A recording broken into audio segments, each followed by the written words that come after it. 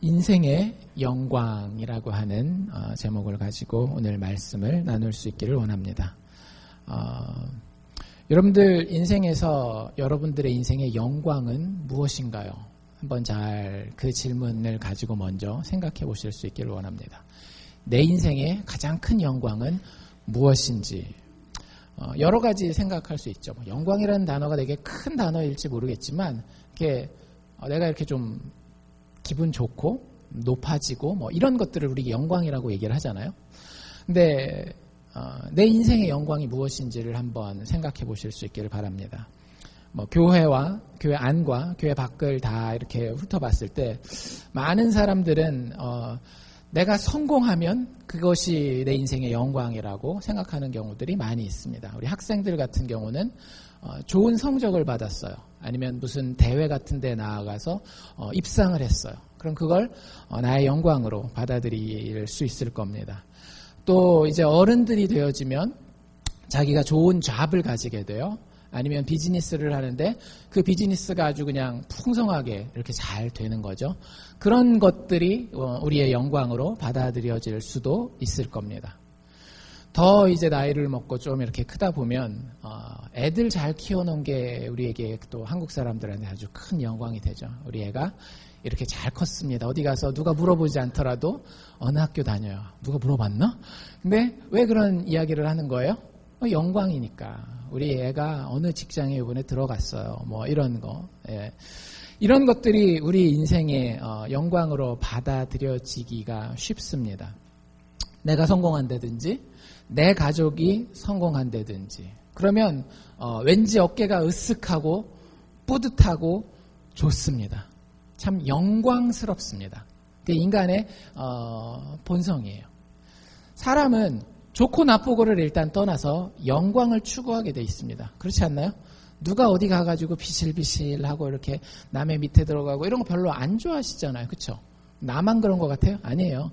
나만 그걸 안 좋아하는 게 아니라 인간은 다 그런 것보다는 이렇게 어깨 딱 펴고 고개 당당하게 들고 영광스러운 것을 가지기를 원합니다. 그게 좋고 나쁘고를 떠나서. 그렇기 때문에 영광을 찾는 거예요. 내가 성공하면 그것이 정말 영광인가?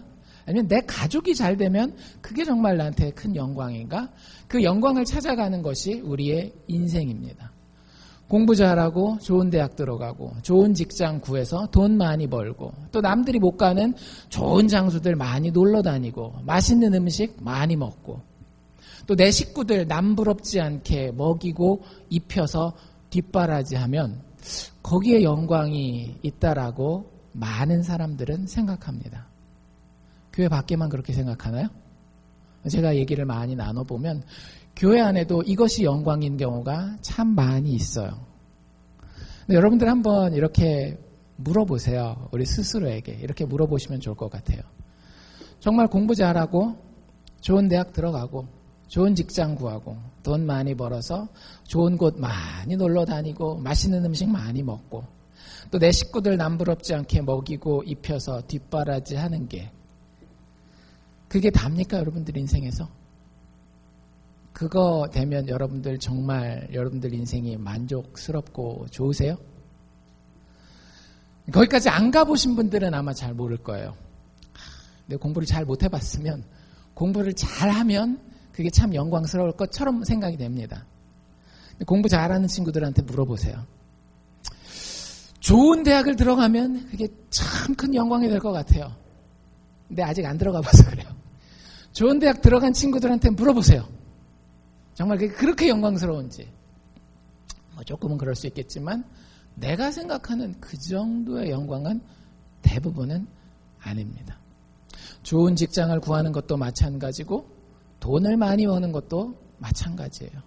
지금 한국에서 재벌이라고 하는 사람들 20몇 년 만에 청문회 한다 그러는데 얼마나 불쌍해 보이던가요? 돈이 많으면 뭐예요? 뭐 이건희 회장 같은 경우, 뭐 그 아들 되는 분 같은 경우는 이번에 그 어떤 잡지에서 발표할 때 뭐 전 세계에서 500대 부호들, 갑부들 해가지고 이름 딱 한데 그 이름 다 들어가는데 나와가지고 잘 모르겠는데요.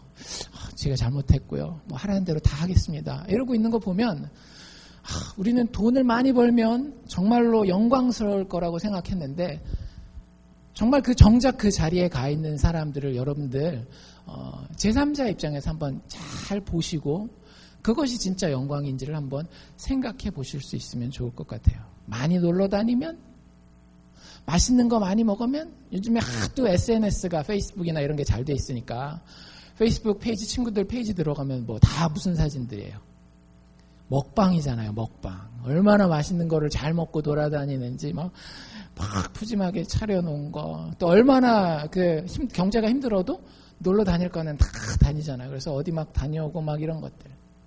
근데 그런 사람들이 다 정말로 영광스러운 그런 인생만을 살고 있는지를 사실 그 사람들과 얘기를 나눠보면 그렇지 않은 모습들을 우리가 많이 볼 수 있습니다. 내가 파리를 안 가봤기 때문에 파리가 그렇게 가보고 싶은 거예요. 파리 갔다 온 사람한테 물어보세요. 물론 막 나 또 가고 싶어 이런 사람도 간혹 있긴 하지만 많은 사람들이 소매치기도 많고 막 너무 대중교통도 힘들고 막 이런 얘기들 많이 하는 거 많이 듣게 되지 않나요? 저는 많이 들었는데 마찬가지예요. 여러분들 내가 지금 영광스럽게 생각하는 그거, 그러니까 이민사회에서 참 많이 일어나는 일 중에 하나가 내 식구들 내가 참 잘 뒷바라지하면 나 하나 희생해서 내 식구들, 내 아내, 내 남편 혹은 내 자식들 참 뒷바라지 잘하면 그게 참 인생의 큰 영광이라고 생각하는 경우들이 많이 있어요. 근데 여러분들 왜 나는 없습니까? 인생의 영광이라는 것에 대해서 우리가 이야기를 하는데 내가 그렇게 열심히 살고 내가 그렇게 희생하는데 그 자식들 잘 되고 그 가족들 뒷바라지 하는 것을 통해서 내가 영광스럽다라고 생각하는데 정작 그 삶을 하나하나 이렇게 쪼개놓고 보잖아요. 거기 나는 없어요. 그렇지 않나요? 나는 그냥 잠도 못 자고 먹을 것도 제대로 못 먹고 입을 것도 제대로 못 입고 그냥 그렇게 사는 그런 삶이에요. 많은 경우에. 정말로 그게 내 인생의 전부인가, 그게 내 인생의 영광의 전부인가를 우리는 살면서 꼭 한번 생각해 봐야 됩니다. 인생의 영광이라고 하는 것이 그렇게 추구하고 있음에도 불구하고 정말로 무엇인가, 내가 제대로 된 영광을 추구하고 있는가를 우리는 살펴보아야 합니다. 오늘 우리가 읽은 출애굽기 33장 이야기가 그 영광에 대한 이야기를 해주고 있어요. 사실 우리가 지난주에 살펴본 32장 이야기에서 계속 연결되는 이야기입니다. 32장에 어떤 이야기가 나와 있었는가 하면 금송아지가 이야기가 나와 있었어요. 이스라엘 백성들이 모세가 산에서 늦게 내려오는 것을 보고 하나님이 우리를 버리셨을지도 모르겠다 해서 모세가 죽었을지 모르니까 우리가 하나님을 직접 보고 섬겨야 되겠다 해서 금귀고리 이런 거를 다 가지고 뭘 만들었어요? 금 송아지를 만들게 되잖아요. 하나님이 좋아하시는 것, 싫어하시는 것? 하나님이 가장 싫어하시는 것이에요. 하나님이 아닌 다른 것을 하나님의 자리에다 놓고 심지어 그거 하나님이라고 부른다고 해도 아무 상관없어요. 하나님이 원하시는 방식으로 하나님을 섬기지 않는 모든 것이 우상이라고 말씀드렸습니다. 아무리 하나님이라는 이름을 불러도. 그래서 하나님께서 진노하시죠. 32장 집에 가서 마저 다 보신 분들은 아시겠지만 그날 3,000명이 죽습니다. 상당히 많은 수가 하나님의 진노 앞에 죽어야 했어요. 그 이스라엘이 다 죽지 않고 3,000명 죽은 것으로 끝난 이유는 무엇인가 하면 모세라고 하는 그들의 지도자가 다시 산에서 내려와서 하나님과 죄인된 이스라엘 사이에서 중보자 역할을 했기 때문에 하나님 이 백성들 좀 살려주십시오라고 중보자 역할을 했기 때문에 하나님께서 진노를 멈추십니다. 그리고 나서 오늘 우리가 읽은 이 33장이 시작되는 거예요. 근데 하나님이 이스라엘 백성들에게 이렇게 제안을 합니다. 우리가 읽었지만 제가 다시 한번 읽어드릴게요. 하나님이 모세를 통해서 이스라엘 백성들에게 이런 제안을 하셔요. 상당히 괜찮은 제안입니다. 나한테도 하나님이 이렇게 제안하셨으면 내가 덥석 아멘 하고 금방 붙잡을 만한 제안이에요. 뭐라고 이야기하시는가 하면 너 모세는 백성과 함께 여기에서 이제 떠나 이 호렙산 하나님의 산 신의 산을 얘기를 하는 거죠. 백성과 함께 여기서 떠나서 내가 너희의 조상들이었던 아브람과 이삭과 야곱에게 맹세한 그 땅으로 이제는 올라가라. 내가 나의 사자, 여기서 사자는 천사를 얘기를 하는 겁니다. 나의 천사를 내 앞서 보내어 가나안 사람을 쫓아내고 너희로 젖과 꿀이 흐르는 땅에 이르게 하겠다. 하나님의 딜이에요. 여러분들 하나님 이렇게 얘기하시면 뭐라고 대답하시겠어요? 당연히 아멘. 하나님께서 내 대적을 다 물리쳐 주시고 하나님께서 약속하신 풍성한 그 땅으로 나에게 주시겠다라고 하시니 내가 받겠습니다. 이러면 돼요. 근데 우리가 이제 읽으실 때 자세히 보시면 아셨겠지만 이 이야기를 들은 이스라엘 백성들이 어떻게 반응합니까? 아멘, 감사합니다 하고 이걸 받나요? 그러지 않아요. 하고 있던 귀걸이를 떼어놓고 뭐 좋은 옷 다 벗고 몸을 꾸밀 만한 단장품이라는 여기 표현을 쓰고 있는데 모든 그 몸을 꾸밀 수 있을 것들을 다 내려놓고 하나님 앞에 슬퍼하였다라는 이야기를 합니다. 왜 이런 일이 벌어졌을까요? 여러분들에게 내가 너의 모든 문제를 대적과도 같은 모든 문제를 내가 다 해결해주고 내가 너희를 풍성함으로 채워주겠다라고 이야기를 했어요. 근데 왜 이스라엘 백성들은 그 말을 황송한 말씀, 여기서 황송한 말씀이라고 하는 건 스트레스 받게 하는 말이라는 거예요. 스트레스 받게 하는 말로 듣고 슬퍼하여서 한 사람도 그 몸을 단장하지 아니하였을까요? 뒤에 한마디가 더 붙었기 때문에 그래요. 요 한마디. 뭐가 붙었는가 하면 젖과 꿀이 흐르는 땅에 너희를 이르게 하려니와 하지만 나는 너희와 함께 올라가지 아니하리라. 사실 이게 우리가 하고 싶은 기도 아닌가요? 하나님, 돈 풍성하게 주시고요. 자식 성공하게 해주시고요. 건강 튼튼하게 지켜주시고요. 제 인생에 참견은 말아주세요. 딱 우리가 드리고 싶은 기도 아닌가요? 정확히 그 기도잖아요. 괜히 뭐 내가 사는데 이래라 저래라 하나님 하지 마시고요. 그냥 내가 하나님 믿는다고 할 테니까, 믿으니까 하나님 내 인생에 이렇게 좋은 것으로 채워주시고 내 인생에 친히 함께하는 거는 좀 부담스럽습니다. 진짜 좋은 기도 아닌가요? 그 딜이잖아요. 그걸 내가 한 게 아니라 누가 한 거예요? 하나님이 직접 그렇게 해줄게. 내가 너 좋은 학교도 보내주고 좋은 잡도 가지게 해주고 돈도 많이 벌게 해주고 너희 가정도 잘 되게 해주고 그리고 나는 너랑 같이 가지 않을게 라고 얘기를 했어요. 정말로 많은 사람들이 진짜 심정적으로 하나님이 이렇게 딜을 주실 때 이렇게 제안하실 때에 너무 쾌재를 부릅니다. 아멘.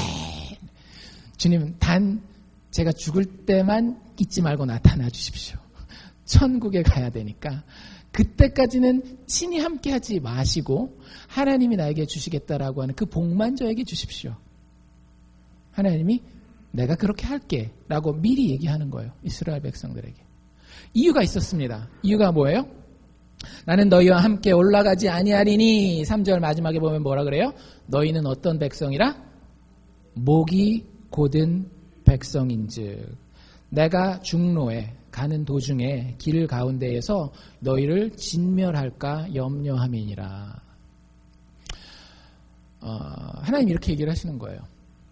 혹시 연애해 보신 경험들이 있으신 분들, 연애하시다 보면, 근데 첫사랑과 결혼하신 분들도 계실 거고, 아니면 이렇게 몇 번 이렇게 사람들을 만나봤던 경험이 있으신 분들도 있을 거예요. 근데 여러분들이 그런 얘기를 했건 아니면 그 상대방이 여러분들에게 무슨 얘기를 하건 이렇게 얘기할 수 있겠죠.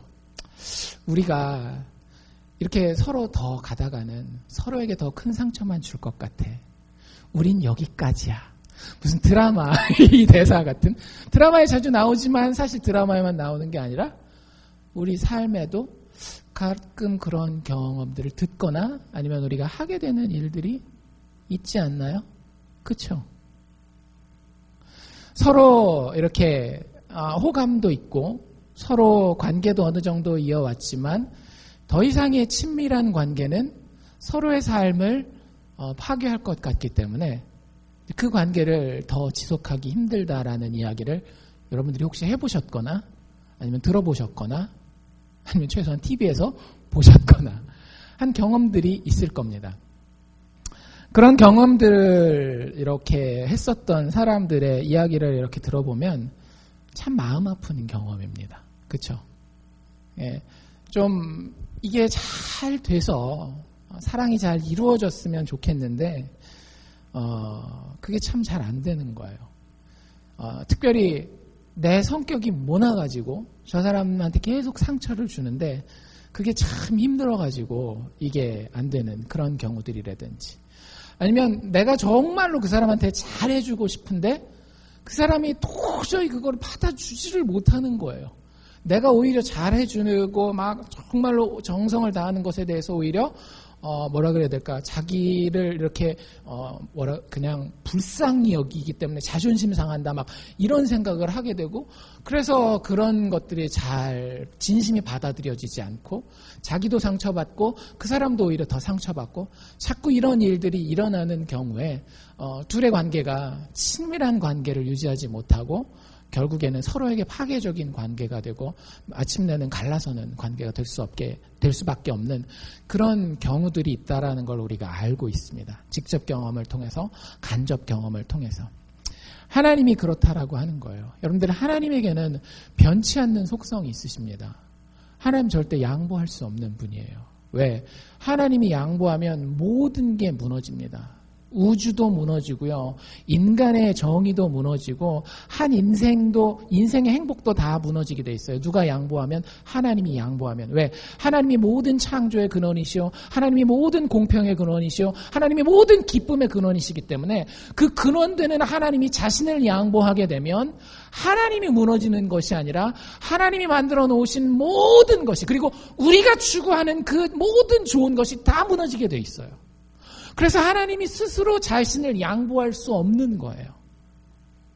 그런데 그 하나님과 친밀한 관계를 이루어서 나아갈 때에 그 하나님 앞에 그럼 누가 양보해야 되는 거예요? 내가 양보해야 되는데 그 하나님 앞에 양보하지 못하는 즉 하나님의 표현대로라면 목이 곧은 백성 하나님 내가 절대 양보할 수 없습니다.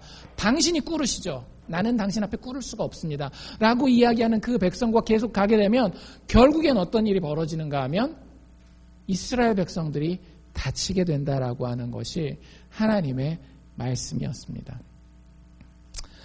결론은 내가 너한테 다 네가 원하는 축복 다 주고 나는 너랑 가지 않겠다라고 하는 그 말씀이에요. 그것에 대해서 이스라엘 백성들은 슬퍼하여서 한 사람도 그 몸을 단장하지 아니하였다라고 이야기를 합니다. 이스라엘 백성들 중에 그 반응을 한 사람들 중에 얼마나 진심이 있었는지는 잘 모르겠어요. 왜 이제 그 뒤에 출애굽의 역사를 보면 그 사람들의 행동을 보면 알잖아요. 행동을 보면 이게 얼마나 진심이었는지 아니었는지는 우리가 조금 더 지켜봐야 되겠지만 한 사람은 진실한 사람이 있었습니다. 그 사람의 이름이 바로 모세였어요. 그래서 오늘 여러분들 모세의 반응을 통해서 정말 하나님이 찾는 그 사람 어떤 사람인지 인생에 어떤 영광을 구하길래 하나님이 그 사람을 아끼시고 사랑하시고 그 사람을 자기 품에 품기를 원하셨는지 그걸 한번 여러분들이 보셨으면 좋겠어요. 모세의 반응은 이렇습니다. 모세가 하나님 앞에 나아가는 이야기는 사실 우리가 읽은 6장 뒷부분부터 나와요. 저희가 오늘 33장을 거의 다 보게 되는데 참 그 광경이 멋있습니다. 7절에 보면 모세가 항상 장막을 취하여서 여기서 장막이라는 건 텐트를 얘기를 하는 거예요. 자기 텐트를 따로 이렇게 가지고 진 밖에 쳐서 진 밖이라고 하는 건 그 캠프 있잖아요. 그 도시 경계선이라고 보면 돼요. 도시 경계선. 리를락 경계선이 있으면 리를락 바깥으로 뭘 가지고 나간다라고요? 텐트를 가지고 나가는 거예요. 텐트를 가지고 나가요. 멀리 떠나게 해서 거기에 회막, 이 텐트를 친 걸 회막이라고 얘기를 하는데 회막이라 이름하니 여호와를 앙모하는 자는 다 이 진 밖으로 회막으로 나아갔다라고 이야기를 합니다. 하나님 앞에 할 말이 있었어요. 모세가. 하나님이 뭐라 그랬다라고요?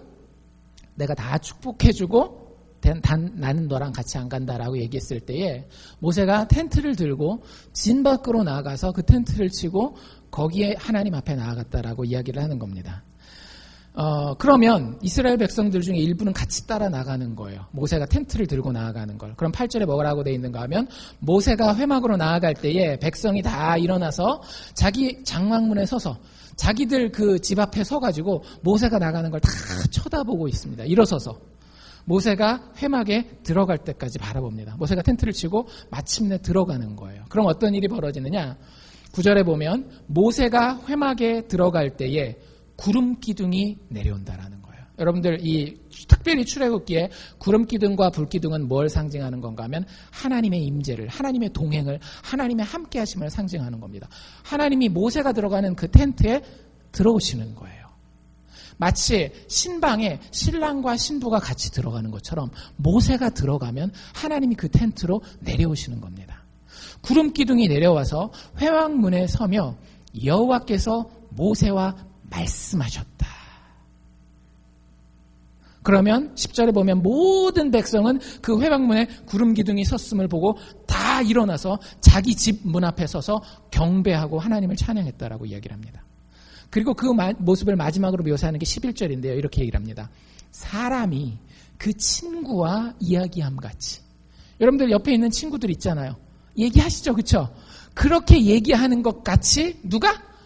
여호와께서 모세와 직접 대면하여 말씀하셨다라고 이야기를 합니다. 참 놀랍고 영광스러운 장면이에요. 하나님이 모세를 아끼고 사랑한다라는 걸 느낄 수 있습니다.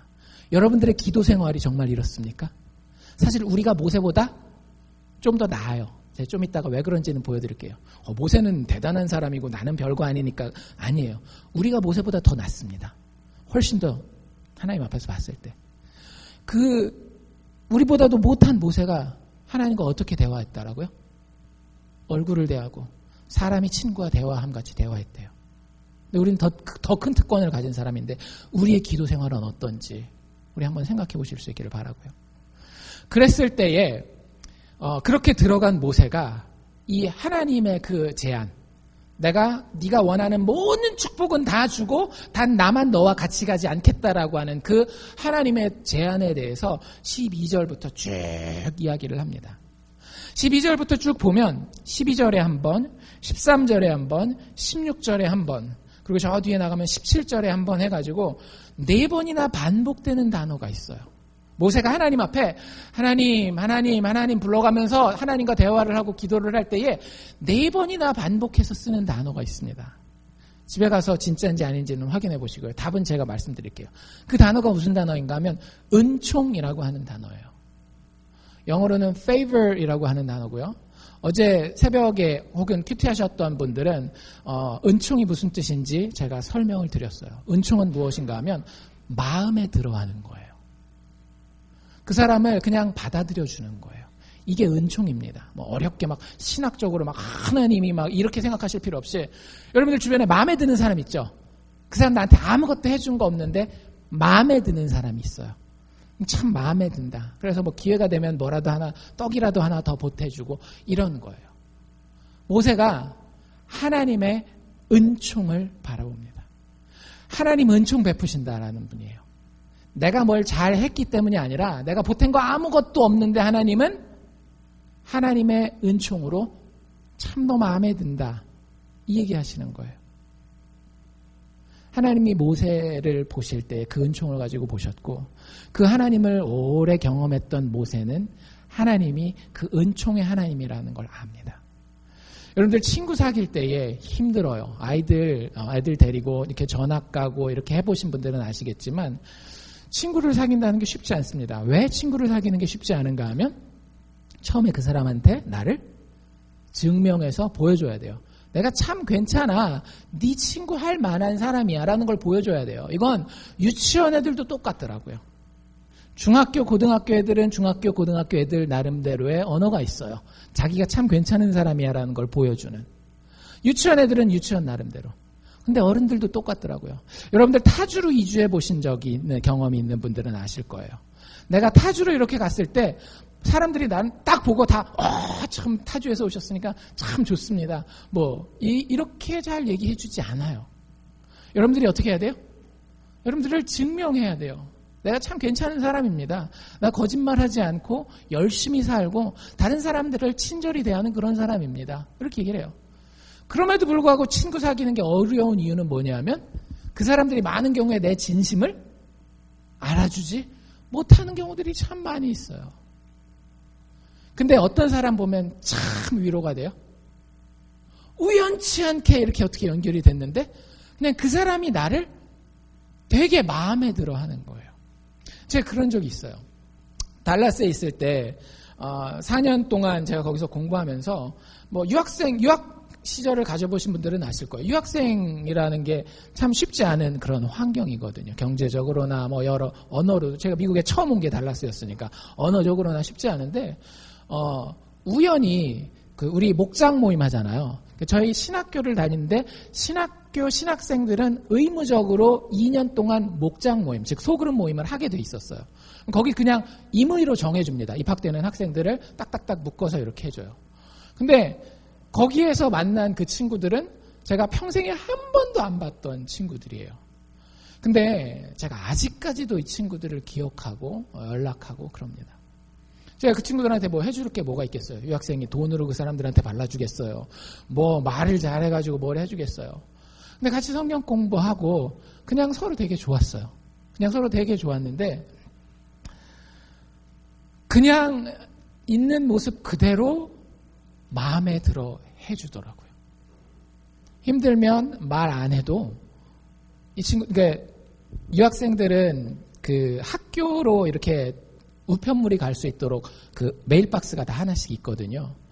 그러면 진짜 까마귀 같이 아무 뭐도 없이 체크도 아니고 그냥 캐시로 제 거 거기에 딱 뭐가 들어가 있는 거예요. 근데 누군지 알아요, 저는. 근데 그런 것들을 보면서 내가 그 친구 이름을 제가 여기서 밝혀도 될지 모르겠어요. 에람이거든요. 에람이라는 친구였는데 내가 그 친구한테 잘하는 게 뭐가 있나? 아무리 생각해도 제가 받은 것밖에 별로 없어요. 그래서 지금도 참 제가 달라스에 이렇게 멀리 이동하는 거 별로 좋아하지 않지만 달라스에 가면 꼭 만나고 싶은 친구가 바로 그 친구예요. 그래서 여러분들 주변에 그런 사람을 가진다라고 하는 거. 여러분들에게 은총을 베풀 사람. 그냥 아무 이유 없이 마음에 들어하는 사람을 가진다라고 하는 거. 정말 행복한 거거든요. 여러분의 자녀들에게도 은총을 베푸는 부모들이 되실 수 있으면 좋을 것 같아요. 자식들이 뭔가 결과물을 이루어 왔을 때에만 마음에 들어 하지 마시고요. 자식이 있는 그대로, 자식이 지금 좀 부족하다 할지라도 그냥 자식 있는 모습 그대로 좀 흡족해 하는 모습을 보여주세요. 많은 경우에 한국 사람들이 그 흡족해 하는 걸 보여주는 데 인색해요. 자식들에게만 그런 게 아니라 남편 아내 사이에서도 사실은 그래요. 아내가 정말로 좋은 맛있는 음식을 하고 참 집에서 수고하면 흡족하지 않나요? 때로는 만족해 하잖아요. 만족하면 그 만족한 걸 표현을 하는 거예요. 남편이 밖에서 정말로 힘들게 일을 하고 와요. 참 누가 나한테 그렇게 해주겠어요? 길 가는 아저씨가 나한테 그렇게 해주겠어요? 그거 아니잖아요. 그 흡족한 마음이 있단 말이에요. 마음에 든단 말이에요. 그걸 표현을 해주는 거예요. 여러분들 하나님을 잘 아는 사람은 하나님을 통해서 이해를 합니다. 근데 하나님이 우리에게 그런 분이라고 하는 거예요. 우리를 진짜 아무것도 없이 그냥 하나님이 우리를 선택했다는 그 이유 하나 때문에 흡족히 여기신다라는 거예요. 마음에 들어 하시고요. 그냥 받아들여 주신다라고 하는 거예요. 하나님의 은총을 바라는 모세. 그 모세가 하나님에게 이렇게 반응합니다. 하나님의 이 제안이 왔을 때 내가 다 네가 원하는 대로 다 축복해주고 내가 간섭하지 않을게. 이 제안이 왔을 때 모세가 뭐라 그러는지 여러분들 잘 들어보십시오. 15절에 이렇게 대답해요. 모세가 여호와께 고하되. 모세가 뭐라고 얘기했는지 잘 들어보세요. 주께서 친히 가지 아니하시려거든. 하나님이 나를 뭘로 축복해 주시던지 그건 나의 판단의 기준이 아닙니다. 내 자식들을 축복해주건 나한테 통장에다가 돈을 얼마를 채워주건 나를 얼마나 건강하게 해주건 그거는 내 고려사항이 아닙니다. 내 고려사항은 딱 한 가지입니다. 하나님이 친히 함께 가시느냐 안 가시느냐. 주께서 친히 가지 아니하시려거든 우리를 이곳이 어디예요? 이곳에서 지금 광야예요. 광야. 이 사막 힘든 이 상황에서 올려보내지 마옵소서. 지금 이 힘든 상황에서 지금 힘든 상황이지만 누가 함께 있어요? 하나님 함께 있죠. 지금 하나님이 함께 하시는 이 힘든 상황에서 우리 벗어나지 말게 해달라는 거예요. 여러분들이 이렇게 반응하십니까? 하나님 나 인생 힘들게 사는 게 더 낫습니다. 하나님 지금 그래도 하나님 함께는 계시잖아요. 이곳에서 올려서 보내지 마옵소서. 그 보내는 곳은 어디예요? 젖과 꿀이 흐르는 가나안 땅이에요. 여러분들 이 대조가 보이세요? 여기 광야 어떤 땅이에요? 너무 힘들고 어렵고 단 하나님이 친히 함께 하시는 땅이에요. 나머지 하나는 어떤 땅이에요? 너무 좋은 땅이에요. 젖과 꿀이 흐르고 풍성하고 거기 가면 자식들도 편안하게 다리 뻗고 성공하면서 살 수 있는 그런 땅이에요. 근데 거기엔 누가 친히 함께 가시지 않는다라는 거예요? 하나님이 함께 가시지 않는다라는 거예요. 그래서 모세는 뭘 선택하겠다라는 겁니까? 하나님이 함께 가시지 않는 가나안 땅 필요 없습니다.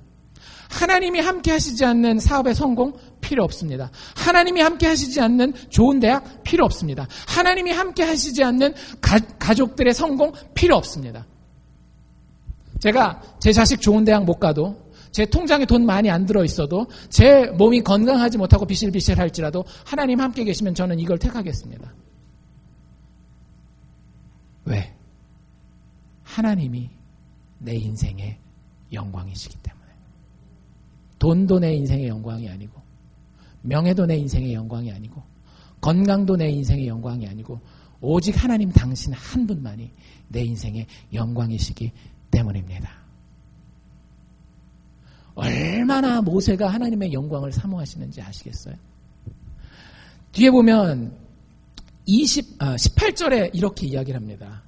모세가 정말 하나님의 영광을 원해요. 그래서 이렇게 얘기를 하죠. 모세가 가로되 원컨대 주의 영광을 내게 보이소서. 한국 프로그램에 보면 그런 거 있잖아요. Show me the money. 우리 현대인들은 다 거기 꽂혀 있어요. 돈 좀 보여달라고, 돈 좀 보여달라고, 돈 좀 보여달라고. 근데 여기 영어 표현이 뭐라고 되어 있는가 하면 Show me your glory. 당신의 영광을 나에게 보여주옵소서라고 이야기를 합니다. 모세가 깨달았던 자기 인생의 영광은요, 하나님이 주시는 승리가 아니었어요. 모세가 추구했던 자기 인생의 영광은 하나님이 허락하시는 축복이 아니었어요. 모세가 원했던 자기 인생의 영광은 하나님 그 자체였습니다. 출애굽기는 우리에게 그 모세의 모습을 보여주기를 원해요. 여러분들의 인생의 영광은 무엇입니까? 정말 하나님 그 자체입니까? 하나님이 이 모세에게 이렇게 반응하십니다. 20절에 보면 내가 너에게 보여줄 텐데 조건이 있어요. 20절에 뭐라 그러는가 하면 또 가라사대 네가 내 얼굴은 보지 못할 것이다. 이유가 뭐예요? 나를 보고 살 자가 없음이니라. 하나님이 끝까지 모세를 아끼시는 모습을 보시죠. 하나님 너무 거룩하신 분이기 때문에 죄인들이 하나님을 직접 얼굴을 보게 되면 죽을 수밖에 없는 거예요. 그래서 모세를 아끼시고 그럼에도 불구하고 자기의 영광으로 모세에게 나타나 주시기를 원해요. 모세를 아끼시고 살리시면서 동시에 자신의 영광을 모세가 보여달라 그랬으니까 보여주기 원하시는 게 하나님이라는 거예요. 22절부터 보면 하나님이 어떻게 자기의 영광을 보여주실지 이렇게 이야기를 합니다.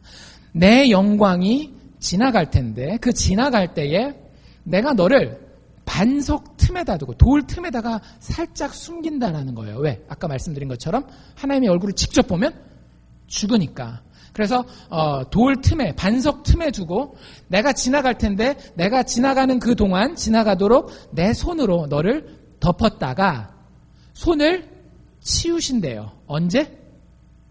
하나님의 얼굴이 지나갈 때. 그럼 손을 딱 치우면 딱 보면 뭐가 보이겠어요? 여기 나와 있는 대로 손을 거두리니 네가 나의 등을 볼 것이요 얼굴은 보지 못할 것이다 라고 이야기를 합니다. 실제 이 일이 일어나요. 34장으로 넘어가면은요.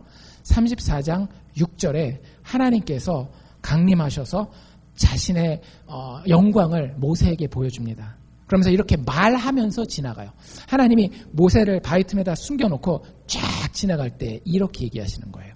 여호와께서 모세 앞으로 지나시며 반포하시되 여호와로라 여호와로라 자비롭고 은혜롭고 노하기를 더디하시고 인자와 진실이 많은 하나님이로라. 여러분들 이게 하나님의 영광입니다. 여러분들 인생에서 가장 중요한 게 뭔지 아세요? 맨날 듣는 얘기니까 식상하실 수도 있어요. 근데 사실이기 때문에 어쩔 수가 없어요. 여러분들 인생에서 가장 필요한 건 사랑입니다. 여러분들 인생에서 가장 필요한 건 사랑이에요. 사실은 인정받는다라고 하는 것도 사랑이고요. 다른 사람이 나를 사랑해 주는 게 인정받는 거거든요. 명예롭다. 이것도 사실은 사랑이에요. 연애한다. 당연히 사랑이겠죠. 자식 놓고 잘 키운다. 이것도 사랑이에요. 사실 우리는 사랑받고 사랑하고 살고 싶어 합니다. 사람은 절대 혼자 살 수 없어요. 사랑을 받아야 하고 사랑을 해야 하기 때문에. 하나님이 자신이 그 사랑으로 가득 찬 존재라고 여기 지금 얘기하잖아요. 나는 자비롭고 은혜롭고 노하기를 더디하고 인자와 진실이 풍성한 그러한 신이다. 너희들에게 완벽한 사랑으로 공급할 수 있는 존재이다. 너희가 나에게 사랑받으면 사람들에게도 사랑받을 것이고, 아니 사람들에게 사랑받지 못한다 할지라도 나의 사랑을 느끼는 자는 이 세상 가운데에 강한 자로 설 수 있을 것이다. 이게 하나님이 우리에게 주시는 영광이에요. 하나님의 영광은 하나님의 사랑하심입니다. 그 영광을 모세가 등짝만 본 거예요. 등짝만. 하나님이 이렇게 싹 지나가면서 진짜 이렇게 머리라도 이렇게 쓰담쓰담 해주면 참 좋은데, 그것까지는 못 받고 그냥 말소리만 이렇게 듣고 살짝 지나간 거예요. 그래도 모세는 어때요? 마음이 좋죠. 마음이 좋죠. 여러분들 결혼해서 같이 살 때도 마음이 좋지만 언제 그 마음이 좋으세요? 결혼하기 전에 당신 사랑해요. 이게 그러면 기분 좋잖아요. 아직 하나님이 모세에게 뭐 해준 거는 지금 이 33장 34장에는 아무것도 없어요. 그렇죠? 뭐만 보여준 거예요? 하나님의 영광을 사랑의 모습으로만 그냥 보여준 거예요. 내가 널 사랑해. 내가 이렇게 자비롭고 이렇게 은혜가 풍성하고 네가 잘못한 것까지도 내가 품을 만큼 노하기를 더디하고 내가 너 그만큼 사랑해. 그 얘기를 들었을 때 모세의 마음이 두근두근두근하고 좋은 거예요. 모세의 인생의 영광은 바로 하나님의 영광이었습니다. 자신의 지위의 영광도 아니었고, 자신이 가진 소유의 영광도 아니었고, 자신이 이루어 놓은 것들에 대한 성취의 영광도 아니고, 오직 하나님 그 자체의 영광이 모세가 자기 인생에서 유일하게 추구했던 영광이었습니다. 그 모세를 향해서 하나님 뭐라고 말씀하시는가 하면, 처음에 뭐라 그랬더라고요? 내가 금반지도 사주고 집도 큰 거 사주고 자동차도 하나 크게 해줄 테니까 나는 같이 안 가. 여러분들 만약에 여러분들 남편이나 아내가 여러분한테 그러시면 뭐라 그럴게요? 당신 이름으로 내가 집도 다 해주고 차도 다 해주고 은행 잔고도 당신 통 명의로 다 넘겨주고 그리고 나는 딴 데 갈게. 아싸 좋다? 그건 서로 사랑하는 게 아니죠. 진짜 사랑하는 사이는 어떤 사이예요? 여보, 당신 사업 망해도, 당신 건강을 잃어도, 당신이 멋지게 생기지 않아도 나는 그래도 당신 함께 있는 거 그게 제일 좋아. 그 말 한마디 듣고 싶지 않으세요? 그 말 한마디 듣고 싶지 않으세요? 그 말 한마디. 그러면 어디서든지 살 수 있어요, 여보. 여러분들 진짜 어디서든지 살 수 있습니다. 그 사람 한 명만 내 옆에 있으면 어디서든지 살 수 있어요. 현대사회는 우리한테 다른 걸 알려주죠. 돈이 없으면 남편과 아내도 그 관계가 끝장난다. 그렇게 얘기를 해요. 하나님 모르는 사람들은 그럴 수 있어요. 그런데 이 하나님을 아는 사람들은요, 돈이 절대 사랑을 끝장낼 수 없다는 걸 압니다. 그리고 하나님이 그 사랑을 책임지신다라고 하는 거예요. 하나님이 모세의 이 말을 들었을 때, 하나님, 나는 하나님밖에 없습니다. 하나님이 친히 함께 하시지 않으면 저는 가지 않겠습니다. 라고 하는 그 말을 들었을 때 하나님이 모세에게 뭐라고 말씀하시는가 하면, 그래, 그럼 내가 친히 가리라. 내가 너로 편케 하리라.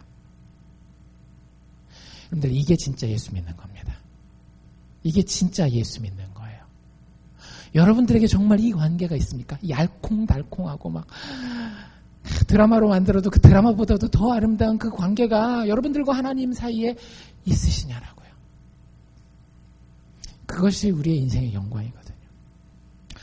참된 인생의 영광은 오직 하나님께로부터 나옵니다. 이걸 반대로 얘기를 하면 하나님의 영광이 없는 인생은 살 가치가 없는 인생이에요. 여러분들 꼭 기억하십시오. 목사로서 여러분들에게 분명히 말씀드립니다. 여러분들이 자식이 잘 돼도 돈이 많이 있어도 아무리 건강하여도 하나님의 영광이 함께하지 않는 인생은 살 가치가 없는 인생입니다. 하나님을 바라십시오. 하나님 그 자체를 바라십시오. 그리고 모세에게 임했던 이 하나님의 영광은 우리에게 더 큰 모습으로 임했다라는 것을 기억하십시오. 모세는 하나님의 등짝밖에 못 봤다 그랬죠. 여러분들, 예수 그리스도 안에서 우리는 하나님의 얼굴을 보았습니다. 제가 그냥 꾸며내는 것 같아요? 아니에요. 신약 성경으로 한번 넘어갈까요? 고린도후서 4장입니다. 저 뒤에 넘어가면 마태, 마가, 누가, 요한 지나고 나면 사도행전 뒤에 서신서들이 나오거든요. 그 다음에 로마서 나오고 로마서 바로 뒤에 나오는 게 고린도 전후서예요. 고린도 후서 4장에 보면 사도 바울이 이 하나님의 영광에 대해서 이야기를 하고 있습니다. 실질적으로. 근데 이 모세 이야기와 너무 밀접하게 관련된 그림이 그려지는 걸 볼 수 있어요. 고린도 후서 4장 6절 제가 읽어드릴 테니까 한번 잘 보십시오. 이렇게 얘기를 합니다. 어두운 데서 빛이 있으라 하신 그분께서, 이거 누구예요?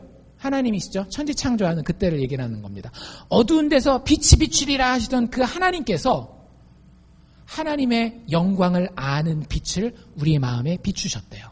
근데 그 앞에 꾸며주는 말이 있습니다. 뭐라고 돼 있는가 하면, 하나님의 영광을 아는 빛이라는 말 앞에 뭐라고 돼 있는가 하면, 예수 그리스도의 얼굴에, 누구의 얼굴에? 예수 그리스도의 얼굴에 있는 하나님의 영광을 아는 빛을 우리 마음에 비춰주셨다라고 하는 거예요. 여러분들, 모세 때 모세의 앞을 지나갔던 그 하나님께서 자기의 피를 아직 뿌리지 않으셨어요. 그렇죠? 말로 약속만 하셨습니다. 그런데 내가 죽기까지 너를 사랑하고 너를 포기하지 아니하리라라고 한 그 약속이 누구에게서 성취된 거예요? 예수 그리스도의 십자가의 죽음과 부활을 통해서 성취된 거예요. 내가 말만 던지고 너를 사랑한다라고 이야기하는 존재가 아니라 실제로 너희와 똑같은 몸을 입고 이 땅에 와서 너희가 흘리는 그 피를 흘리고 너희가 죽어야 하는 그 죽음을 죽어줘서 나의 사랑을 확증하겠다라고 하는 그 약속이 예수 그리스도의 십자가에서 성취되어지는 것입니다. 그래서 그 예수 그리스도를 바라보는 자는 하나님의 얼굴을, 즉 하나님의 영광을 직접 바라보는 자예요. 근데 죽지 않아요. 왜요? 그 죽음을 누가 죽었기 때문에? 예수께서 십자가에서 죽으셨기 때문에.